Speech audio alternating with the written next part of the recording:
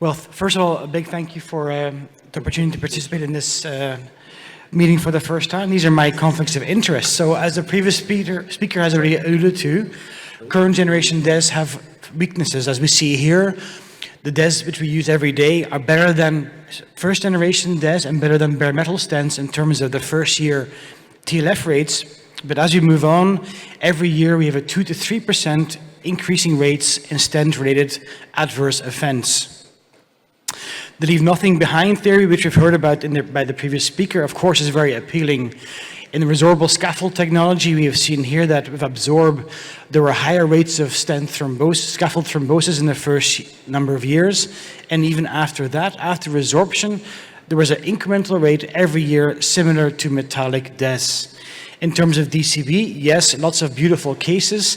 However, we're still waiting for a large randomized control trial to show us superiority or even similarity in outcomes when we compare DCB to DES. And this recently published study confirmed that we do not have that data as yet, although there's some promising data on the way, we hope. So why do metallic DES cause problems? We know that the constraining vessel physiology, the caging of the vessel, drives adverse events. We get loss of vessel compliance, loss of vasomotion, loss of the ability for the vessel to have adaptive remodeling. We also realize that auto-regulation and hemodynamics play an important role, and therefore caging the vessel can really reduce the vessel's ability to auto-regulate and have normal physiology. The Biodaptor implant is a novel coronary implant that is designed to adapt to vessel physiology. It consists of 3 helical sinusoidal strands of cobalt chromium 71 microns, which are temporarily connected by a bioresorbable polymer, which eludes sirolimus. This polymer resorbs after 6 months, allowing unlocking of the helical strands. So on your left, you will see acutely, it behaves like a metallic DES with acute gain in radial strength and low residual stenosis. At 6 months, the connectors are able to detach due to resorption of the polymer, allowing adaptive remodeling, eventually resulting in dynamic support. So you get return of pulsatility, compliance, and adaptive coronary flow.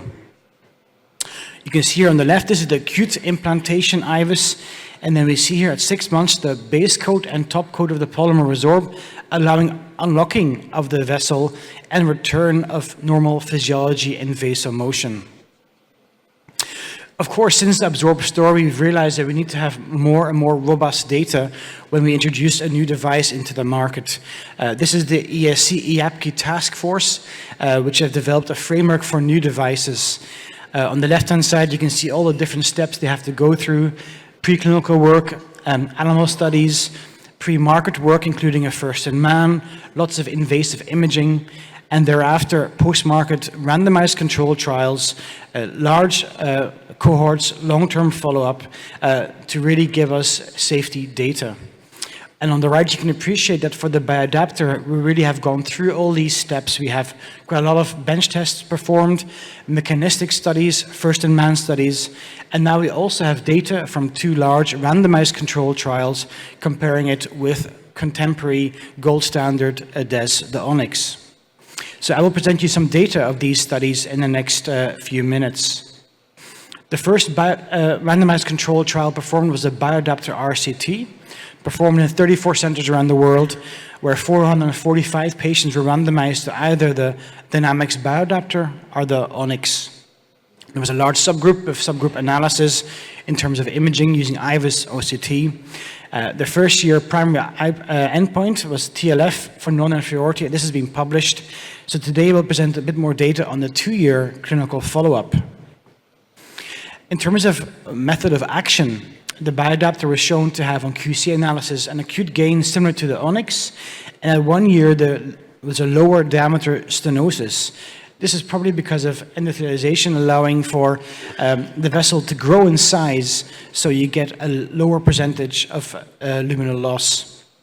And at 1 year, IVUS investigation showed restoration of pulsatility and increased adaptive flow across the coronaries. On the left, you can appreciate here on acute implantation of the DES, you can see here that proximal and distal to the stented segment for the onyx and for the biodaptor, you can see that there's really a reduction of pulsatility in the stented region. At 1 year follow-up, however, you can see that there's return of pulsatility. This is using stationary IVUS in the stented area where the biodaptor was implanted, whereas, as you would expect, the onyx, it remains a caged vessel. So we really have evidence here in these 50-odd patients with paired IVUS analysis at baseline and at 1 year follow-up that you get a return of pulsatility. You also allow the normal curvature of the vessel to return because you get unlocking of the device. So you do not have a caged vessel which we know is prone to restenosis, stent fracture, etc. A very interesting and significant finding in this study was this reduction in plaque volume in the biodaptor group. This is the plaque volume behind the stented region. You can see here that in overall on the left-hand side, there was some plaque volume. However, compared to the onyx, this was much reduced. In all stent studies to date, including the resorbable stent studies, there has always been an increase in plaque volume behind the stented or scaffolded region. And in the lipidic lesions on the right-hand side, you can appreciate actually a reduction in plaque volume. So there was efflux of cholesterol in the lesions treated with the bioadapter.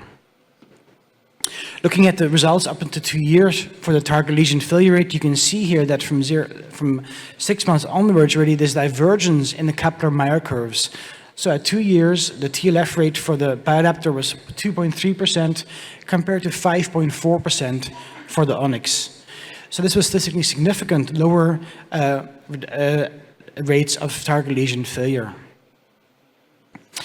When we look at lesions which are really prone to restenosis, the LAD lesion, because there's lots of torsion and motion in that vessel, small vessels, long lesions, we can see here again a significant reduction in TLF rates in the LAD lesion with only a TLF rate of 1.9% at 2 years compared to 8.7% for the onyx.